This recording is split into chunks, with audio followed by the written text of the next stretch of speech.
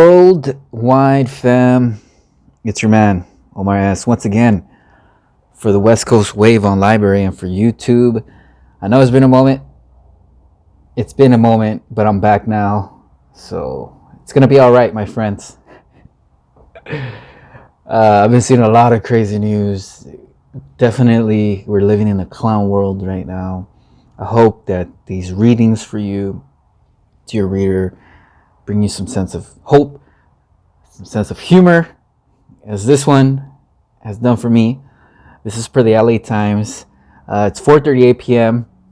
November 24th, 2020 on my side. This was at 11 a.m. today by Anita Chabria, Patrick McGreevy, and Richard Winton.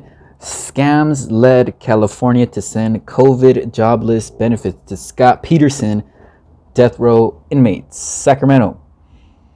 San Quentin inmate Scott Peterson, convicted of killing his wife and unborn son, received California unemployment benefits in recent months. According to a group of state and federal prosecutors who have been investigating fraud in the pandemic relief system administered by the State Employment Development Department, that's the EDD, so did convicted serial killer Carrie Stainer, who murdered 2 women and 2 girls near Yosemite in 1999 and is now jailed near Peterson on death row. Also, allegedly, approved for unemployment debit card Isauro Aguirre, sentenced to death in 2018 for the torture and death of 8-year-old Gabriel Fernandez. 9 district attorneys across California and a federal prosecutor on Tuesday made these allegations and called for Governor Gavin Newsom to intervene to stop such unemployment swindling in California jails and prisons. The DAs called the situation the most significant fraud on taxpayer funds in California history, according to a letter obtained by the Times, describing fraud that involves identity theft of prisoners as well as alleged scams by individual inmates and organized gangs to game the state system. It is a manifest problem that cannot be ignored, and the governor needs to take steps to address it, said McGregor Scott, U.S. Attorney for the Eastern District of California. The prosecutors contend that the fraud is preventable with system used by other states that check inmate data against unemployment claims before paying them.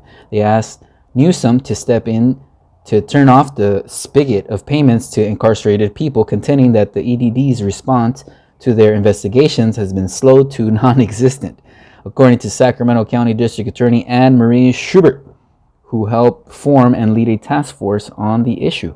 EDD is just a dysfunctional mess, said El Dorado County District Attorney Vern Pearson, who is also involved in the task force and is president of the California District Attorneys Association. Newsom on Tuesday said the fraud was absolutely unacceptable and announced his own task force to aid district attorneys and coordinate state anti-fraud efforts, adding that the state had already started comparing inmate rolls to pandemic benefit claims. Earlier this year, I launched a strike team to expedite unemployment payments and to minimize abuse of the system, Newsom said in a statement. While we have made improvements, we need to do more. EDD officials confirmed they were attempting to weed out claims from incarcerated people who were ineligible and pursuing how to integrate such cross matches moving forward, said Lori Levy, a spokeswoman for the agency. EDD officials said confidentiality rules prevented them from confirming that benefits had been paid to Peterson, Stainer, and Aguirre. Pat Harris, Peterson's attorney, said Scott Peterson was not involved in fraudulent activity, and I am not aware of them accusing him of fraud, though few dispute the need for unemployment aid during an unprecedented economic downturn and the potential need for further stimulus money. The latest allegations highlight ongoing problems with EDD that have left many questioning the agency's ability to administer the massive number of new claims. So far, investigations have uncovered more than 400,000 in state benefits paid to death row inmates and more than 140 million to other incarcerated people in California's 35 prisons. According to Schubert, in total, payments to those ineligible due to incarceration in prisons and jails could total nearly $1 billion, the prosecutors claim. The murderers and rapists and human traffickers should not be getting this money, says Schubert. It needs to stop. Kern County District Attorney Cynthia Zimmer, whose district has 5 prisons, the most of any county in California, called the scope of the scams shocking. Zimmer said her office had found about $16 million in allegedly fraudulent claims in her county alone. I've been a prosecutor for 36 years, she said. I've never seen fraud of this magnitude. To be eligible to receive unemployment benefits, claimants must be actively seeking work and be available to accept work, a standard that prison inmates are typically unable to meet. Schubert and Zimmer said that alleged fraud was taking multiple forms. Some claims had been submitted by inmates directly or by family and friends to whom they gave their personal information. Other inmates may be unwitting victims. Instances of large-scale organized schemes have also been found, prosecutors said, including possible involvement of prison gangs. Charges have been filed in a handful of cases, but prosecutors say hundreds of investigations are ongoing. Because the cases are complex and may involve thousands of incarcerated individuals in multiple jurisdictions, some making claims are imprisoned in different counties than where their payments are sent. Prosecutors said individual counties, especially small and rural ones where some prisons are located, couldn't handle the burden of investigations. Federal prosecutors have helped piece together the scope of the problem, and district attorneys now are also asking for more state help to handle the workload. But Pearson, the El Dorado DA, said he and others have been told that the EDD had only 17 fraud investigators statewide. At the line level, he said, they are trying to do their best, but they don't have the adequate resources or support. The potential fraud came to light after district attorneys in Los Angeles, Lassen County, and San Mateo County uncovered questionable claims coming from local jails and prisons, in part from monitoring recorded phone conversations of inmates while investigating unrelated crimes, said multiple sources familiar with the investigations. Investigators also noticed large money orders being sent to inmates. Riverside District Attorney Mike Hestrom says the scheme works typically by someone on the outside doing the paperwork. The payments usually go to an address outside of prison. Once the cash is obtained, the person on the outside puts some of the funds into the inmate's prison's account, where it can be used to buy goods and services such as food items and stamps. One guy on a telephone call bragged he just bought a $400 watch for his mother, thanks to the state, Hestrom said. San Mateo County District Attorney Stephen Wagstaff, who is not a member of the task force but whose investigation uncovered such fraud months ago, said he also believed the problem was dramatically wide. Wagstaff said charges had been filed against 22 people in his jurisdiction for applying for benefits while incarcerated or helping an inmate to do so, felonies that could result in 3 years in prison. He said 4 of those defendants had pleaded guilty so far. In one instance, the alleged fraudster was a convicted murderer awaiting transfer to state prison, and once transferred, continued the scam, Wagstaff said. In another case, a suspect disappeared after posting bond on a $1 million bail order, some of which Wagstaff suspects was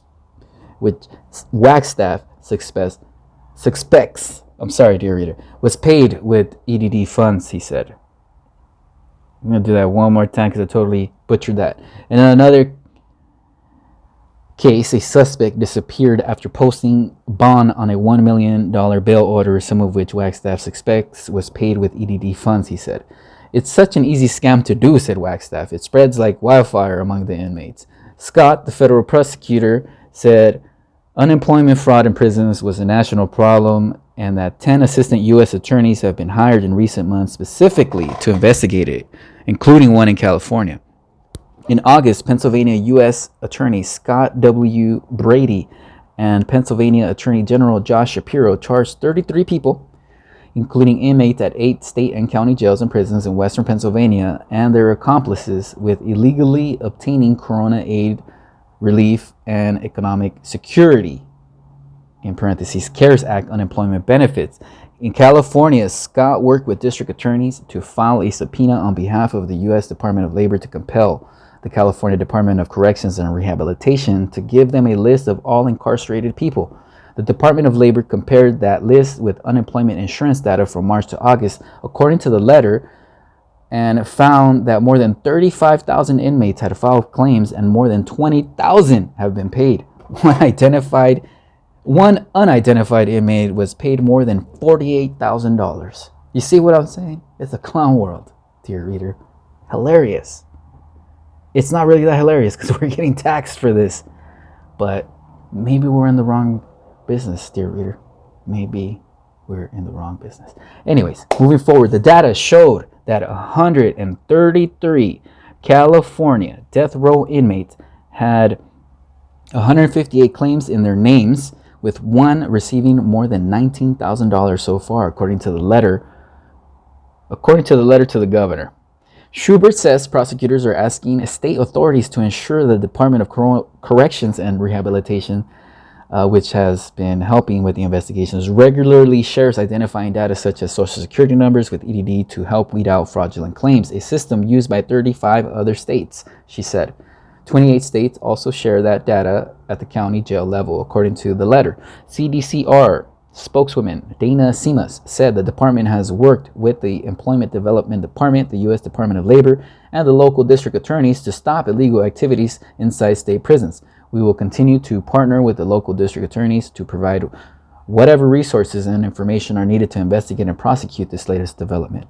State legislators have been raising alarms for months about suspected fraud in the growing unemployment benefits program, which has paid out an unprecedented $110 billion on 9 million claims in the 8 months since the COVID-19 pandemic began in March.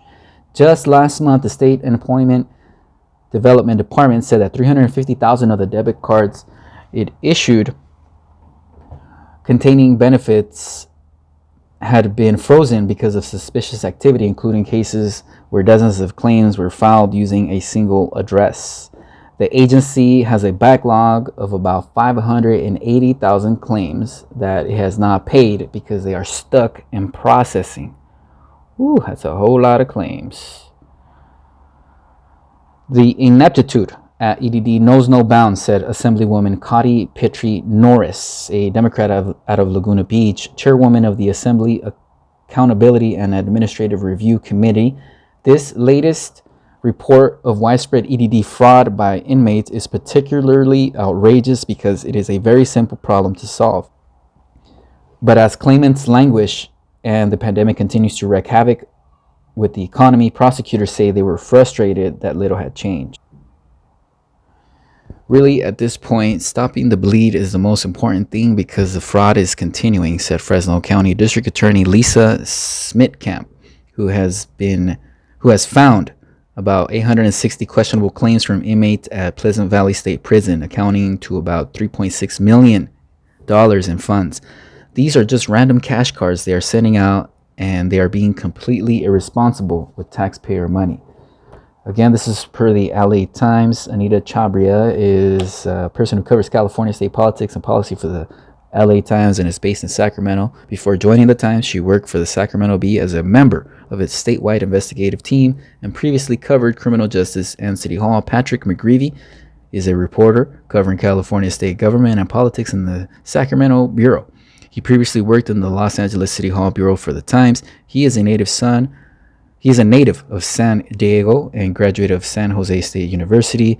Richard Winton is an investigative crime writer for the Los Angeles Times and part of the team that won the Pulitzer Prize for Public Service in 2011, known as at LA Crimes on Twitter. During 25 years at the time, he also has been part of the breaking news staff that won Pulitzers in 1998, 2004, and 2016. Good job, you three, on this report. Scams led California to send COVID jobless benefits to Scott Peterson death row inmates. Let me know what you think, dear reader.